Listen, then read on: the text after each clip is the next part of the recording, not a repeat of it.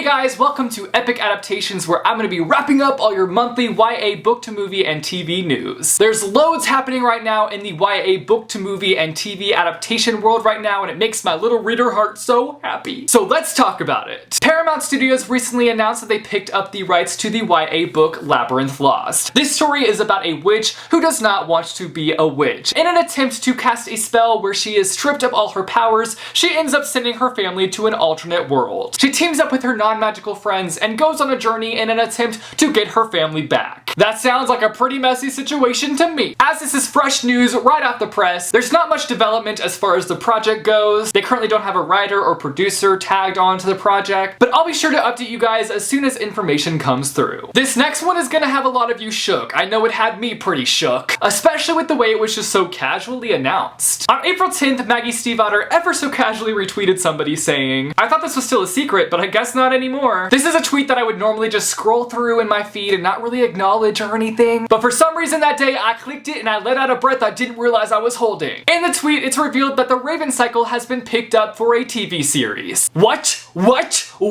Yep guys, it's happening. The Raven Cycle is currently in development for a TV series. It was picked up by Universal Cable Productions, and there are 3 people tied to the project who are pretty familiar with book to movie and TV adaptations. Michael London will be producing it, which is interesting because he is currently the producer on another book to TV series called The Magicians. Andrew Miller will be showrunning the show, and he also worked on the book to TV series The Secret Circle. And the last person that I'm going to mention who is working on this project is Hardwicke. For some of you, a little bell has just rung in the back of your head, and you're like, oh hey, that name sounds familiar. And that's because Catherine is best known for directing the 2008 book to movie adaptation, Twilight. So many book connections I'm living right now. I'm really interested to see the show move further into the development stages. I'm personally most excited for the casting news. Who are they gonna cast as our iconic characters? I gotta know! Shadowhunter fans will be excited to know that the series has been picked up for a 3rd season. The stars of the show took to Twitter to share in on all the excitement. The show is currently on its mid-season break and will be returning on June 5th. In the meantime, Shadowhunters fans are rejoicing over this confirmed 3rd season. It was announced recently that 20th Century Fox has decided to delay the release of the 3rd and final film in the Maze Runner trilogy. I don't know about you guys, but I feel like it's taking forever for these films to come out. I guess it's for good reason though, as they want to just make sure that they're doing a top-notch job on creating these films. The film was originally set to be released on January 12th of 2018, but has now been pushed back to February 9th of 2018. Here's to hoping this is the last delay for this film. We've got exciting news for the 2nd Fantastic Beasts and Where to Find Them film, and it's big casting news. It's our Hogwarts headmaster, Dumbledore. We'll be introduced to a young Dumbledore in the upcoming film, and the role has been filled by none other than Jude Law. I personally think that this is an excellent casting choice, and I can't wait to see how Jude Law brings this character to life. Epic Read's very own Margot